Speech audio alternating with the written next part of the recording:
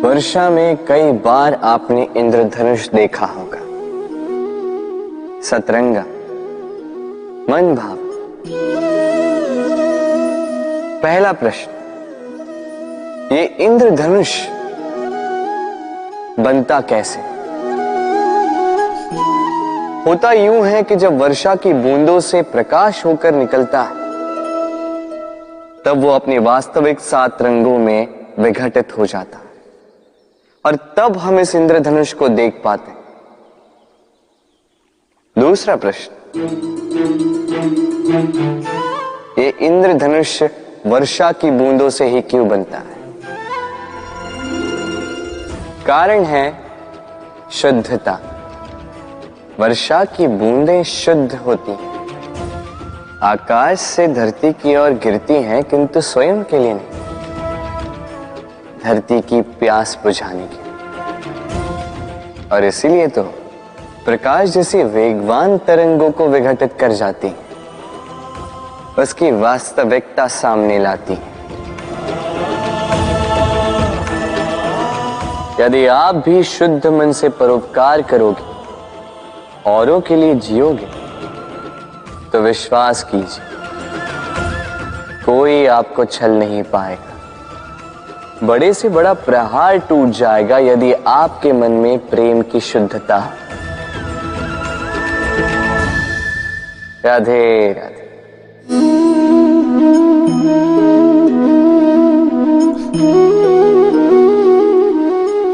आइए आज आपको एक कहानी सुनाता। एक बार एक नेत्रहीन व्यक्ति गया मंदिर ईश्वर के दर्शन प्राप्त करने। अब जब वहां उपस्थित लोगों को यह ज्ञात हुआ कि यह व्यक्ति नेत्रहीन है, तो कुछ लोगों ने उसका उपहास उड़ाना प्रारंभ कर दिया। वो जिसकी स्वयं की दृष्टि ही नहीं, क्या करने आया होगा यहाँ? कदाचित ईश्वर से शिकायत करने आया होगा कि क्यों आपने मुझसे मेरी दृष्टि छीन ली। किंतु इन सभी बातों से उस नेत्रहीन व्यक्ति ने स्वयं को पीड़ित नहीं होने दिया।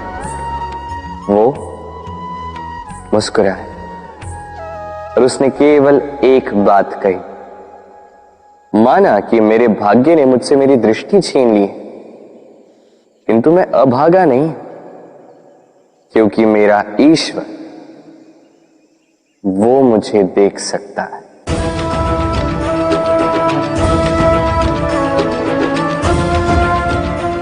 स्मरण रखिएगा, दृष्टि नहीं दृष्टिकोण आवश्यक है।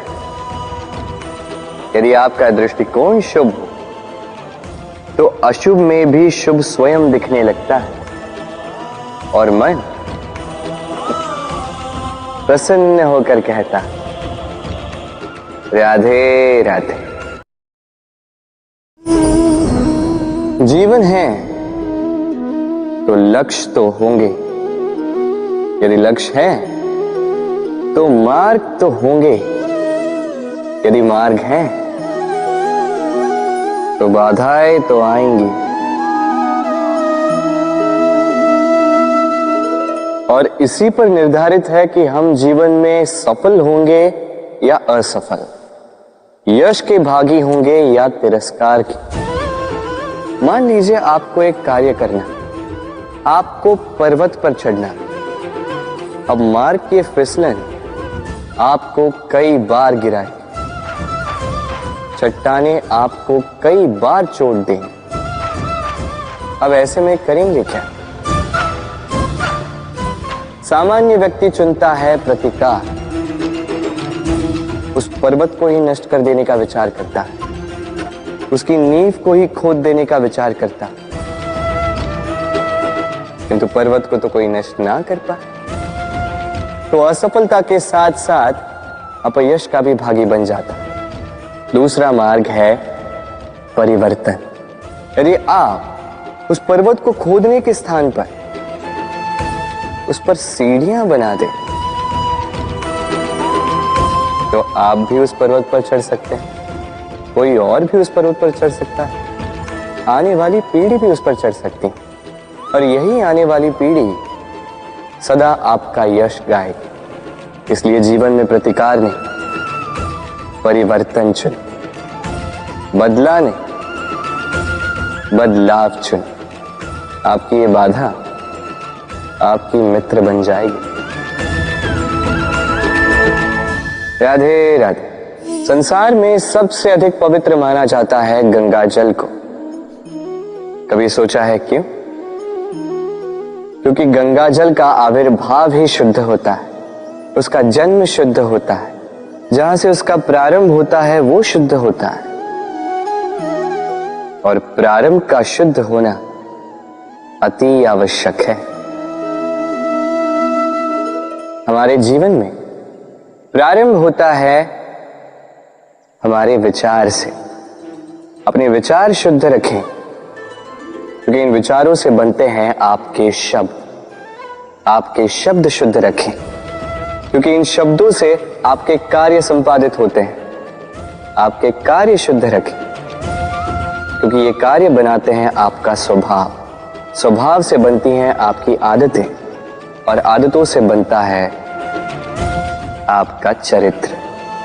और ये चरित्र संसार के समक्ष आदर्श के रूप में आता है। तो विचार से आदर्श तक की यात्रा शुभ तभी होगी जब आपके विचार शुभ होंगे। तो इस संसार में, इस जीवन में आपके विचार शुभ रखें, शुद्ध रखें। आपका मन प्रसन्न होकर बोलेगा राधे राधे।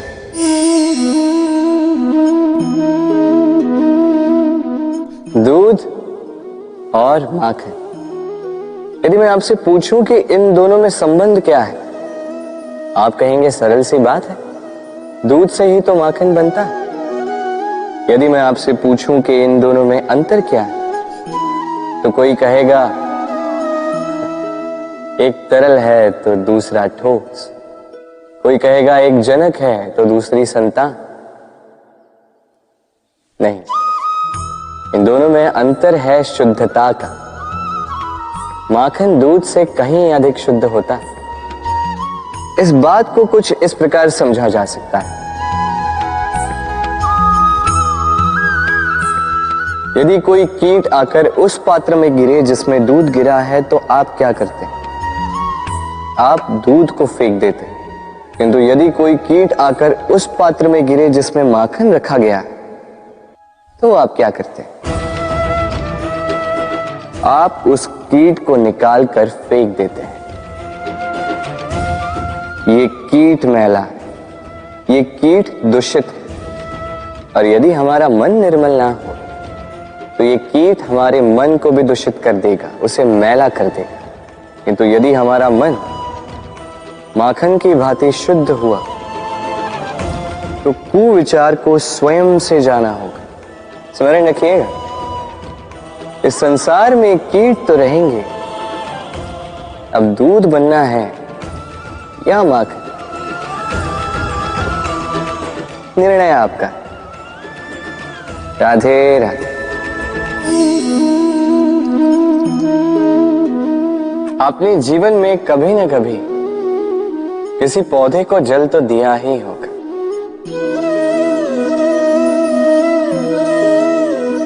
कभी मन में ये प्रश्न नहीं आया कि हम पौधे के पत्तों को, पुष्पों को, डालियों को,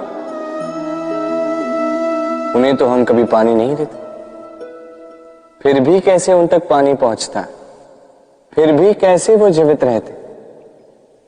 आप कहेंगे सरल सी बात है, ये कैसा प्रश्न पूछ रहे हैं? जड़ को पानी दो तो वो पौधे के अंग अंग तक अवश्य ही पहुंचेगा, है ना? कुछ इसी प्रकार होते हैं हमारे कर्म, हमारा प्रेम। यदि निश्चल भाव से कर्म करोगे, सेवा करोगे, तो किसी न किसी रूप में स्वतः परमात्मा तक पहुंचेगा ही। आत्मा के भीतर से प्रेम करोगे, स्वतः छलकेगा ही, और दुगना लौट कर भी आएगा, इस पौधे की छाव की भांति। तो मन और आत्मा से कर्म करें, मन और आत्मा से प्रेम करें, आनंद ही आनंद होगा। राधे राधे। इसे कौन नहीं पहचानता? ये है रोटी। यही तो है वो कारण जिसके लिए मनुष्य दिन रात कड़ा परिश्रम करता है। ऐसे देखा जाए, यदि ये रोटी यूं ही मिल जाती तो मनुष्य कदाचित कुछ कार्य ही नहीं करता, कष्ट नहीं करता, जीवन में परिश्रम ही नहीं करता। वैसे एक बात तो है, ये रोटी केवल भूख ही नहीं मिटाती, जीवन की बड़ी सी बड़ी सीख दे जाती। अब तनिक सोचिए,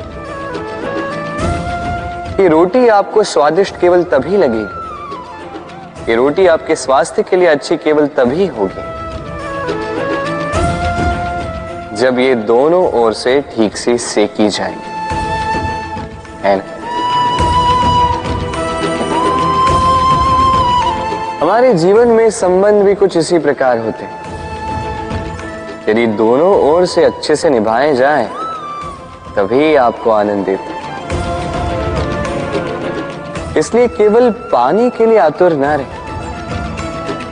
लौटाने में भी विश्वास रखें। क्योंकि जब एक संबंध में दोनों ओर से प्रेम होगा, दोनों ओर से करुणा होगी, कुछ करने की चाह होगी, तभी वो संबंध आपको जीवन में आनंद देगा। तो जब जब रोटी खाएं, स्मरण करें कि आपको आपके संबंधों को भी इसी प्रकार मधुर बनाना है। मन प्रसन्न होकर बोलेगा, राधे राधे।